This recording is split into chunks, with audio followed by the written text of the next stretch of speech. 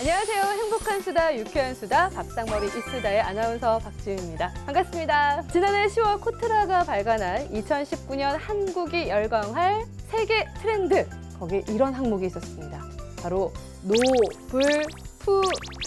이 선진국에서는 이미 이 노블푸드에 대한 시장 선점이 굉장하다고 하는데요. 이 노블푸드에 대한 이야기 나눠보기 위해서 식약처 신소재 식품과 담당자분 모셔봤습니다. 안녕하세요. 안녕하세요. 반갑습니다.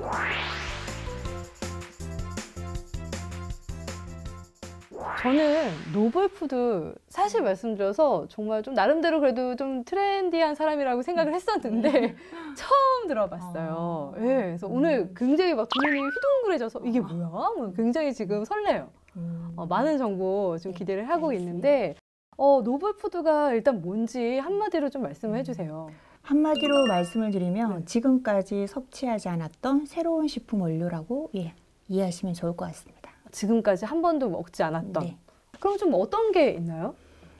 예를 들면 곤충을 이용한 햄버거, 버거에 들어가는 패티, 그리고 칼로리가 낮게 들어있는 당류의 하나인 알룰로주, 이런 것들이 대표적인 원료라고 할 수 있어요. 아니, 햄버거 패티를 곤충으로 만들어서 왠지 곤충은 저도 아직은 조금 저랑 공감하시는 분들 좀 많이 계실 것 같은데, 아니 신소재 식품이 2019년에 이렇게 트렌드하게 됐는지가 궁금한데요.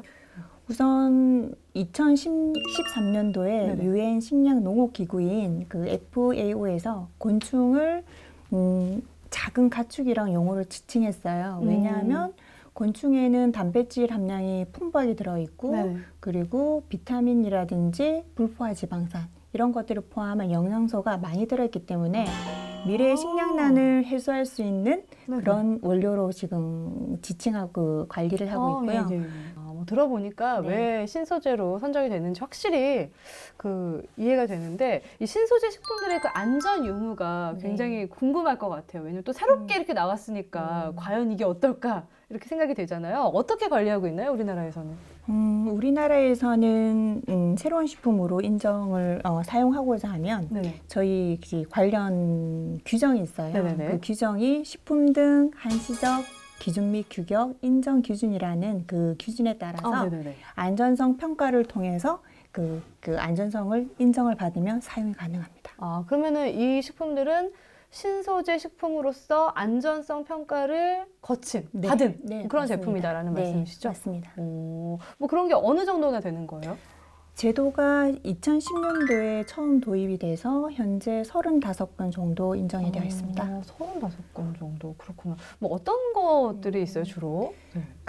좀 생소한 용어이긴 하지만 그 갈색 거저리, 유충과 같은 식용 곤충들이 있고요.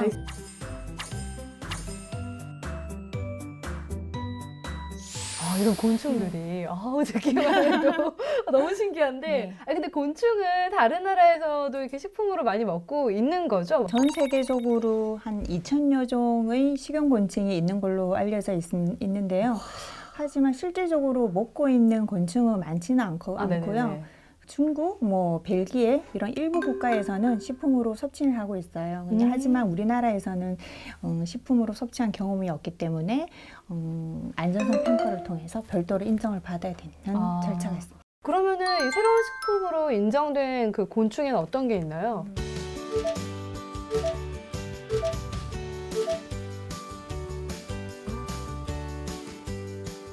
새로 인정받아서 비스킷이나 시리얼이나 그렇게 다양한 식품의 원료로서 사용하고 있습니다. 그래요.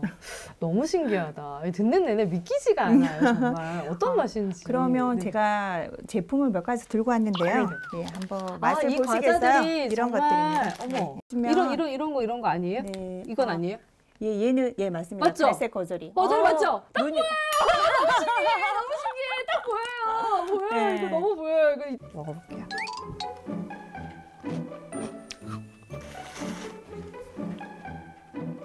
맛이 똑같은데요? 너무 맛있는데요, 그냥? 보고 좀 이렇게 못 먹을 것 같아 이랬는데 막상 먹으니까 맛있어서. 이런 것들은 쌍별 귀뚜라미가 들어가 있는 쿠키거든요. 이런 것처럼 이런 곤충들이 소를 키우는 것과 비교를 하면 그 생산 비용이 많이 절감이 되고요. 특히 온실가스 배출량이 극히 적어서 친환경적인 원료로서 크게 각광을 받고 있습니다. 친환경의 미래의 식량도 되고 아 이래서 각광받는 거구나. 기업에서 만약에 우리도 이제 새로운 그런 식품 원료를 개발을 해서 노벨푸드로 좀 이렇게 등록하고 싶다. 이러려면 어떻게 해야 되는 거예요? 우선 새로운 식품 원료로인 경우에는 안전성 평가를 통해 가지고 그 식품 원료로서 인정을 받아야 되고요. 네네. 하지만 외국에서 사용되었던 원료라도 우리 국내에서 식품으로 사용한 식경험이 없을 경우에는 똑같이 동일하게 안전성 평가를 통해서 인정을 받아야 됩니다. 그렇죠.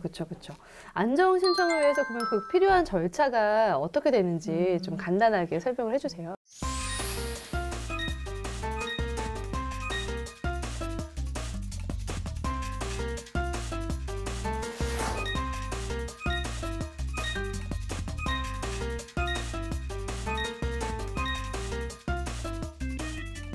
그럼 이렇게 인정 절차를 거치면은 뭐 누구나 다 사용을 할 수 있는 건가요? 아니면은 뭐 그런 신약처럼 일정 기간 그 특허권을 갖고 그 다음에는 이제 없어지게 되는 건가요? 새로운 식품 원료로 인정을 받게 되면 인정받은 자에 한해서 제조, 가공, 수입할 수 있고요. 하지만 그 식품공정 등재 요건에 충족이 된다고 하면 누구나 사용 가능한 원료로 전환될 수 있습니다. 이 신소재 식품, 그 노벨푸드가 2019년에 트렌드로 부상을 한 만큼 신소재 식품 연구자분들이 관심을 가져주시면 정말 좋을 만한 그런 정보였고요. 좀 덧붙이실 또 말씀이 있다면 끝으로. 새로운 식품 원료를 처음 준비하시는 분들은 자료 준비에 되게 어려움을 겪을 수 있어요. 그래서 그런 도움이 필요하시는 분을 대상으로 해서 저희들이 1:1 컨설팅 서비스를 하고 있습니다. 이런 서비스를 적극 활용하셔가지고 새로운 식품 원료가 다양하게 많이 인정되었으면 좋겠습니다. 오늘 정말 이렇게 맛있고 건강한 간식까지 직접 또 이렇게 가져와 주셔서 정말 감사드리고요. 다음번에도 재미있는 소식 부탁드릴게요. 올해 정말 신선한 정보였어요. 네, 감사합니다. 네, 고맙습니다. 네.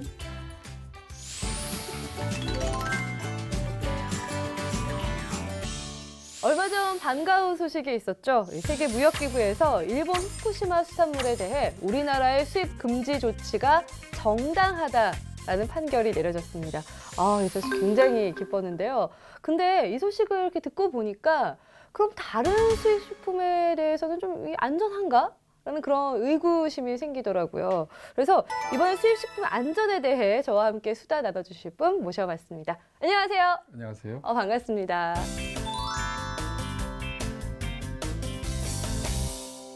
수입 식품 드시죠?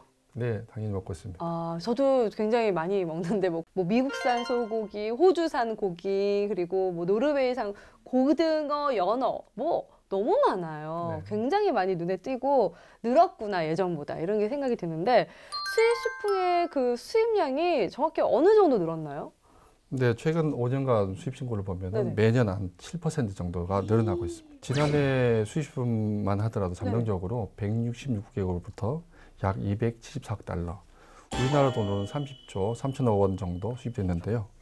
건수로 보면 13만 건, 양으로 보면 1,855만 톤 정도 됩니다.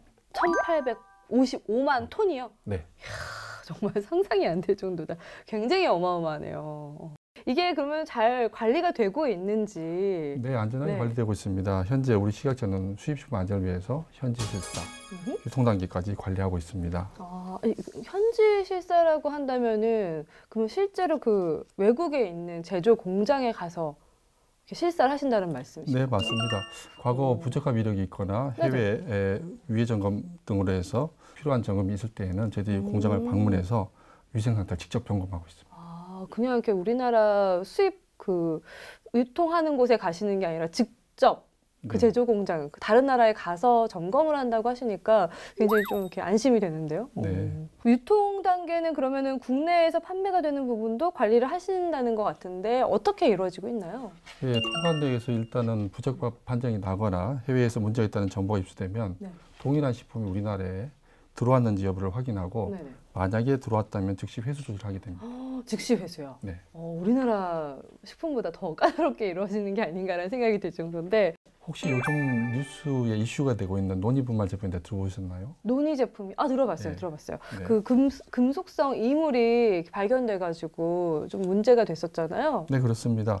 논이분말 제품은 통관 단계에서 금속성 이물 검사 결과 네네네. 반복적으로 부적합이 발생되고 있는 수입품입니다. 그래서 모든 국가의 논이분말 제품에 대해서 검사를 확대하고 있습니다. 모든. 네. 그러면은 지금도 계속해서 유지를 하고 계시는 건가요? 네, 유지를 하고 있을 뿐만 아니라 오히려 네네. 더 강화를 하고 있습니다.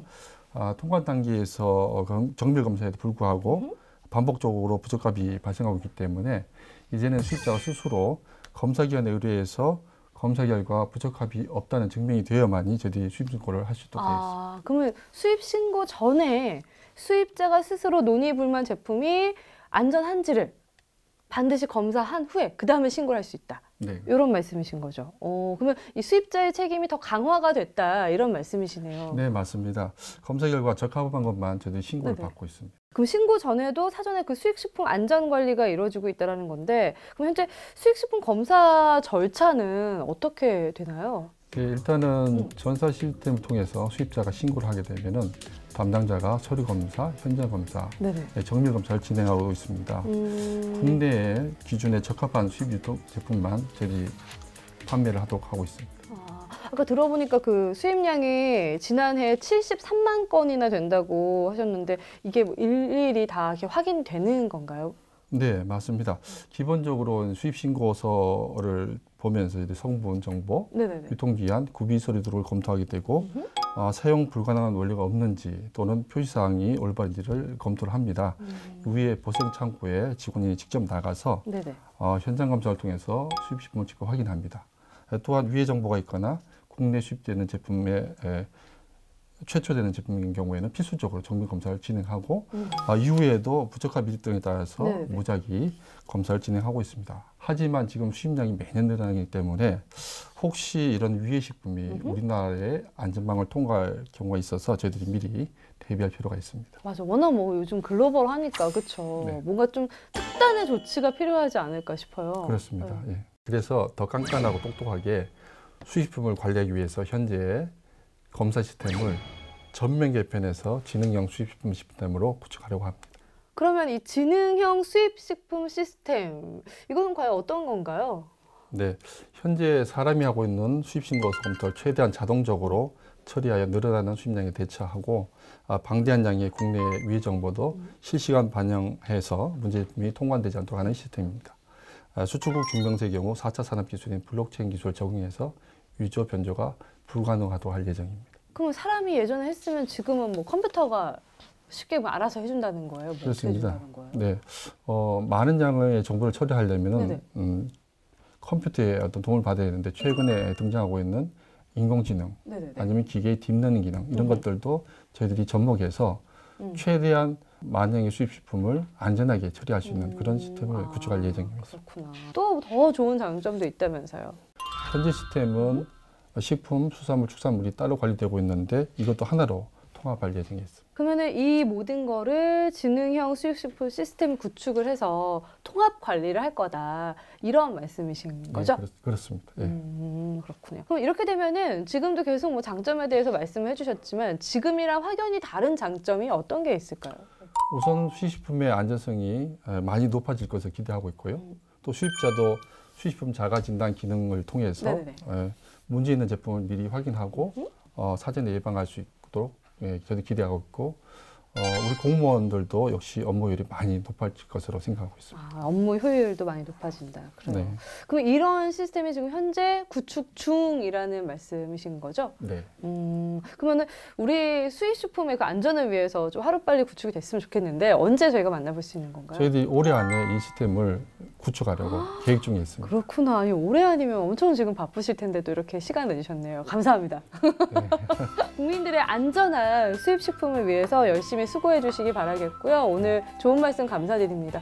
다 구축이 되면은 우리 이런 거 만들었지롱 이러면서 또 이렇게 한번 나와주시면 정말 좋을 것 같아요. 꼭 나오겠습니다. 네. 약속해 주세요. 네. 약속. 감사합니다. 감사합니다.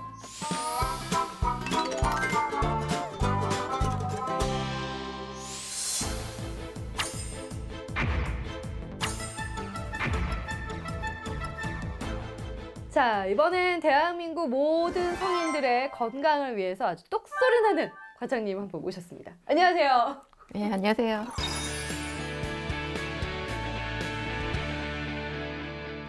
대한민국 성인 30세 이상 4명 중 1명이 고혈압을 가지고 있다? 이 조사 결과 정말 저 되게 놀랐어요. 네, 사실입니다. 그리고 또 60세 이상으로 보면은 2명 중 1명이 고혈압 환자입니다. 그래요? 예. 엄마나. 둘 중 한 분이면 이거 어마어마한 거 아닌가요? 예, 고혈압 환자 중 28%는 본인이 고혈압 환자라는 사실을 모르고 계십니다. 어머. 하지만 66% 정도가 꾸준히 치료를 하셔서 관리를 잘하고 계시니까 평소에 꾸준히 혈압을 체크하시고 관리를 잘 하시라고 권해드리면 될 것 같습니다. 그럼 고혈압 수치가 어느 정도 돼야 고혈압인지 좀 상세하게 말씀해 주세요. 이거 헷갈리시는 분들 되게 많아요. 예.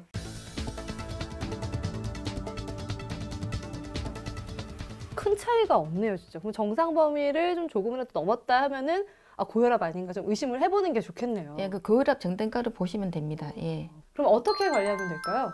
고혈압은 사실은 약만 잘 드시면 관리되는 질환이긴 합니다. 하지만 보통 이제 어떤 경우에는 그 운동요법으로 내가 혈압 관리가 잘 된다고 생각하고 갑자기 끊으시는 경우 있거든요. 근데 그러시면 절대 안 되는 게 그게 일시적으로 관리가 되는 거지 고혈압 같은 경우에는 저절로 완치되거나 대부분이 그다음에 저절로 나아지는 질병이 아니기 때문에 매일 정해진 시간에 꾸준히 약을 복용하는 것이 굉장히 중요합니다.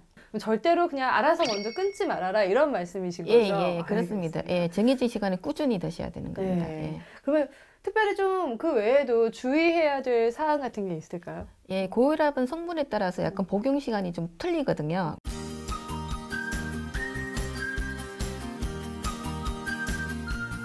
고혈압 약을 먹을 때 같이 먹으면 안 되는 음식이 있는지 왜 약마다 그런 성질 같은 거 있잖아요. 있습니다. 예, 물론입니다. 그래서 고혈압 약 같은 경우에는 자몽 주스. 왜? 자몽 주스 같은 경우에는 이제 심장세포 막에 있는 칼슘 채널을 차단해서 혈관을 확장을 시켜서 혈압을 낮추는 그런 약물이 있거든요. 그 약물 같은 경우에는 그 자몽 중에 프라노쿠마린이라는 같은 성분이 있어요. 그 약이 이제 약효를 지나치게 이제 강하게 만들어서 갑자기 혈압이 떨어져서 위험해질 수 있기 때문에 자몽 주스랑 그 칼슘 채널 차단제 성분 고혈압 약 같은 경우에는 드시면 안 됩니다. 같이.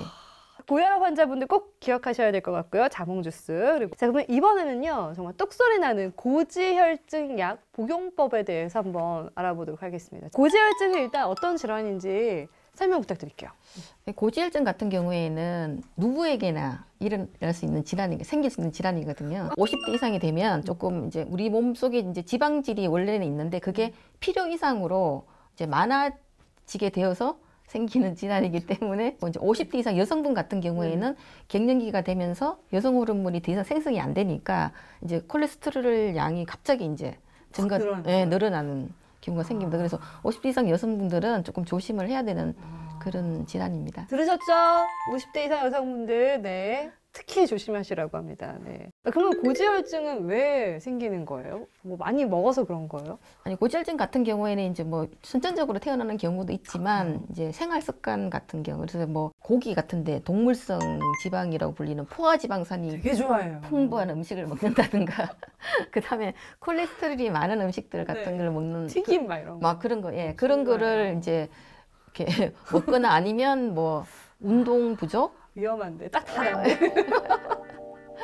네, 그런 거 같은 경우에 이제 지방이 이제 좀 쌓이니까 좀 네. 쉽게 일어날 수 있습니다. 예. 그러면은 고지혈증도 뭐 고혈압처럼 약을 복용하면 나아질 수 있는 뭐 그런 건가요? 사실 이제 고지혈증 같은 경우에는 이제 생활 습관 같은 게 중요합니다. 운동을, 그러니까 운동을 좀 하시고, 그다음에 먹는 것도 좀 그 지방 섭취를 좀 줄이시고. 왜 그런 것들이 필요하고 그렇게 해도 내가 노력해도 안 되는 것 같은 경우에는 이제 약을 드셔야 합니다. 예, 그렇습니다. 예. 그러면 고지혈증 약을 어떻게 하면은 좀 또 현명하게 먹을 수 있는지 복용 방법도 좀 알려주세요. 체내에서 콜레스테롤 합성이 자정부터 새벽 2시가 제일 이제 많이 합성이 된다고 합니다. 그래서 이제 약물 효과를 극대화하기 위해서는 이제 그 콜레스테롤 합성을 저해하는 약물이 이제 스타틴계 약물이 있는데요. 그 약물 같은 경우에는 이제 그 합성을 왕성하는 그때를 억제해 주는 게 좋잖아요. 그래서 그쵸. 이제 그 저녁에 드시는 게 자기 전에 예. 먹고. 예.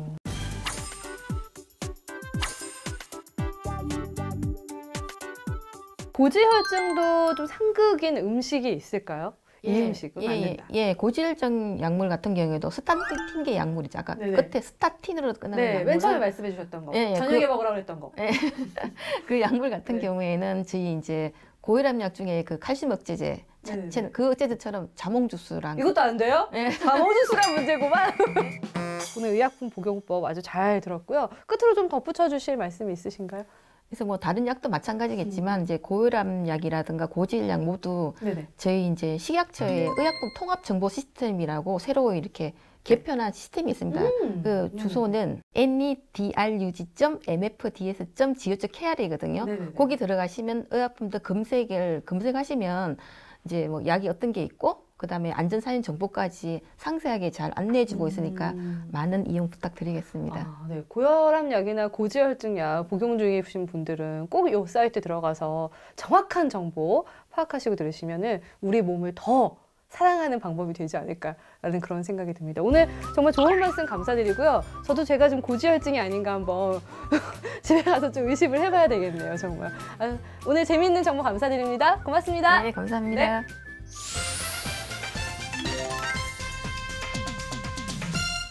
요즘 먹방에 이어서 쿡방이 대세죠. 남녀노소 가릴 것 없이 정말 요리에 대한 관심이 증폭하고 있습니다. 그런데 말입니다. 이 조리법은 찾아보면서 조리기구에 대한 올바른 사용법 찾아보셨습니까? 저도 안 찾아봤네요. 자, 그래서 어렵게 모셨습니다. 식품용 기구의 올바른 사용법에 대해 말씀해 주실 첨가물 기준과의 김준현 주무관님 모셨습니다. 안녕하세요. 예, 안녕하세요. 반갑습니다.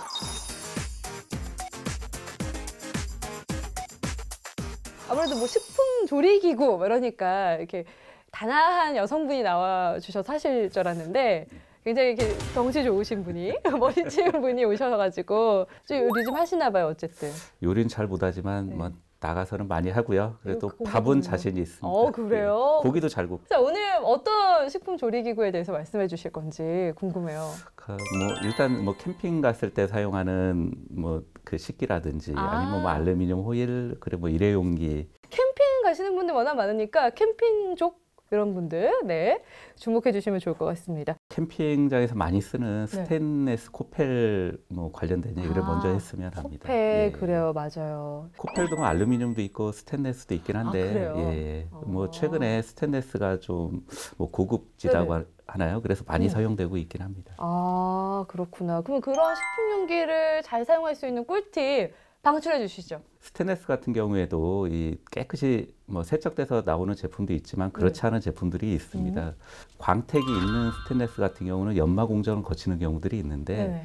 이때 사용된 이제 기름 성분들이 때처럼 남아 있는 경우가 있거든요. 아, 예, 예. 그런 경우는 이제 씻어 쓰는 게 좋겠죠. 아, 그 혹시 그 연마제 이런 거 말씀하시는 건가요? 뭐 연마제 자체가 그렇게 문제는 되진 않는데 네네. 이게 그 때가 껴 있다고 생각하시면 쉽게 이해가 되실 것 같아요. 그러니까 아, 광택 있는 스테인레스지만은 거기에 때가 살짝 묻어 있다. 이제 그런 거는 씻어 쓰는 게 뭐 아무래도 좋겠죠. 세제로 그냥 씻어서 쓰면 되는 건가요? 이 기름때가 세제에 잘 안 닦이는 경우들이 있거든요. 예. 그래서 그런 경우에는 이제 식용유를 묻혀가지고 그 한번 문질러 보면은 까맣게 묻어 나오는 경우가 아, 뭐 있습니다. 키친타월 같은 데 예, 기름 예. 묻혀서. 예. 일반 휴지를 사용해도 되고요. 예, 예. 그런 경우라면은 때가 있으니까 한번 씻어 쓰는 게 좋겠죠. 그렇게 하고 뭐 또 다른 방법도 있다면서요. 식용유를 한번 닦아주고 그리고 이제 초산이나 구연산으로 한 번 더 넣고 끓여주면은 더 안전하게 사용할 수는 있습니다. 프라이팬 같은 거는 또 뭐 물로 그냥 닦으면 또 안 된다고 뭐 또 그런 얘기도 안 되는 건 아니고요. 보통 이제 코팅 프라이팬은 물로 닦아도 전혀 문제가 없는데 일반 금속 같은 경우 닦고 안 말린 상태에서 보관을 잘못하면은 녹이 스는 경우가 있습니다. 아, 이제- 그런 것 때문에 그런 거구나. 예, 그렇죠. 네네. 예, 그래서 뭐 녹이 쓰는 걸 방지하기 위해서는 이 기름이 제일 좋거든요. 네네. 그래서 기름칠을 해서 보관을 하면은 녹을 방지할 수 있습니다. 그리고 캠핑장에서 잘 쓰게 되는 게 그 호일, 알루미늄 호일 같은 데다가 고기 굽거나 이런 거 많이 하잖아요. 예, 예, 그런 거 그렇죠. 괜찮은 거예요? 예, 뭐 특별한 문제는 없다고 보셔도 되고요. 근데 이제 호일 자체가 얇기 때문에 네. 직화에 가열하는 건 좋지는 않고요. 그리고 아. 이제 산이나 염기에 또 녹아 나오는 경우들이 있습니다. 그래서 그 산도가 강한 음식이나 그런 것들은 좀 피하시는 게 좋고요. 그 제가 항상 프라이팬에 깔 때마다 고민하게 되는 게 이 반짝반짝거리는 광택 있는 부분을 위로할 것인가 아니면은 이렇게 좀 무광을 위로할 것인가 굉장히 이게 고민이 돼요. 결론적으로 이제 차이는 없다고 보시면 되고요. 똑같아요? 예, 그게 이제 눈으로 보이는 차이만 있을 뿐이고 실질적으로 똑같은 알루미늄입니다. 이거는 이제 제조 공정상에서 그 두 겹으로 이제 압착을 해서 호일을 만들게 되는데 호일 그 알루미늄 호일끼리 맞닿는 부분은 광택이 없게 나오거든요. 그래서 양쪽 면이 좀 색이 달라 보이긴 하는데 전혀 전혀 문제는 없습니다. 똑같다고 보셔도 됩니다. 아, 그렇구나. 일회용 용기 우리 캠핑 갈 때도 특히나 이렇게 야외에 가서 한번 쓰고 버려야지 하는 식으로 또 많이들 쓰시는데 또 그냥 버리려면 또 아까워서 가지고 오는 경우도 있고 이러거든요. 저희 어머니가 그렇게 모으세요. 이게 괜찮은 거예요? 또 써도 돼요? 뭐 다시 쓴다고 해서 문제가 되거나 하진 않습니다. 그런데 일회용 같은 경우에는 그 원칙적으로 일회용 쓰는 게 바람직하고요. 한 번 쓰고 버려라. 씻어 쓸 때는 깨끗이 씻어 써야 됩니다. 이게 또 경우에 따라서는 잘 안 닦이는 경우도 있거든요. 그런 경우에는 버리시는 게 좋고요. 플라스틱 그 용기 말이 나와서 말인데요. 그 용기에 이렇게 숫자 같은 게 써 있더라고요. 그 비밀이 또 숨겨져 있다는. 이 숫자가 국내에서 쓰는 그 제도는 아니고요. 외국에서 이 플라스틱 종류라든지 아니면 재활용을 용이하기 위해서 재활용할 때 이제 종류별로 나눠야 되는데 그걸 구분하기 위해서 부여하는 숫자거든요. 근데 국내는 그렇게 숫자는 사용하지는 않고요. 일단 중요한 거는 이게 식품용이냐 아니냐 그걸 보고 판단하시면 될 것 같습니다. 식품용이냐 아니냐 그거 어떻게 뭐라고 써 있어요? 예, 보통 이 식품용 기구에는 식품용이라는 단어가 있거나 그냥 한글로 써 있어요. 예, 한글로 써 있거나 아니면은 숟가락이랑 포크 그 식품용 마크가 있거든요. 그 마크가 표시돼 있기 때문에 이런 표시가 있는지 확인하고 이제 선택을 하시면 될 것 같습니다. 2018년도부터는 식품용 기구에 대해서 식품용 기구 구분 표시 제도가 시행이 되었습니다. 물론 그 전부터 이제 순차적으로 시행이 되었는데 이 제도는 이제 식품용 기구라면은 식품용 단어 또는 식품용 기구 마크를 표시해서 판매를 해라. 이제 그런 제도거든요. 예. 일단 뭐 고무장갑 같은 경우가 대표적인데요. 그래요? 예. 고무장갑도 뭐 집에서 대부분 뭐 식품용, 주방용으로 많이 쓰는데 그냥 설거지할 때밖에 안 썼는데. 그러니까 집에서 쓰신다면은 식품용을 고르시면 되겠죠. 알겠습니다. 자, 보통 포장지에 있다고 합니다. 물건보다는. 그래서 구매하실 때 이 식품용 마크가 부착된 것을 여러분들께서 고르시면 되겠습니다. 식품용 기구 그리고 또 용기 포장에 대한 궁금증은 또 많이 있으실 거거든요. 어디 가면 좀 더 많은 정보 얻을 수 있나요? 저희가 이제 뭐 이런 궁금해하시는 사항이나 그런 것들을 정리해서 올려놓은 부분들이 있거든요. 네, 알려주세요. 보통 저희 그 식품안전나라라는 사이트가 있습니다. 그쪽에 들어오면은 그 교육 홍보 자료란이 있거든요. 그쪽에서 이제 관련 내용을 확인하실 수 있습니다. 식품안전나라 교육 홍보 자료실에 있다고 합니다. 여러분 괜히 막 인터넷 검색해가지고 막 일반인 분들이 그냥 아무렇게나 말씀하신 거 그런 거 믿고 휘둘리지 마시고요. 식품안전나라 교육 홍보 자료실에서 확인하셔가지고 올바르게 사용하시길 바라겠습니다. 오늘 정말 꿀팁이었어요. 진짜 감사드리고요. 다음번에도 2차 한번 우리 또 만들까요? 시즌2? 예. 알겠습니다. 다음번에 나와주세요. 감사합니다. 예, 감사합니다. 저희 밥상머리 이쓰다를 꼭 챙겨보시는 우리 구독자분들 오늘 방송도 잘 보셨나요? 자, 급질문! 5월 14일이 무슨 날인지 아시는 분? 로즈데이? 네, 그것도 맞는데요. 그날이 바로 우리나라에서 법정 기념일로 지정한 식품 안전의 날이라고 합니다. 해서 5월 10일, 11일 이틀간 광화문에서 함께하는 식품 안전, 건강한 대한민국이라는 주제로 대한민국 식품 안전 박람회가 열릴 예정이라고 합니다. 여러분들 이렇게 오셔가지고 즐거운 시간, 또 유익한 시간 보내시면 좋을 것 같아요. 저도 갈 거니까요. 우리 만나요. 자, 오늘 방송은 여기서 마무리하도록 하겠고요. 다음 시간 더 유익한 정보 가지고 돌아오도록 할게요. 여러분, 안녕!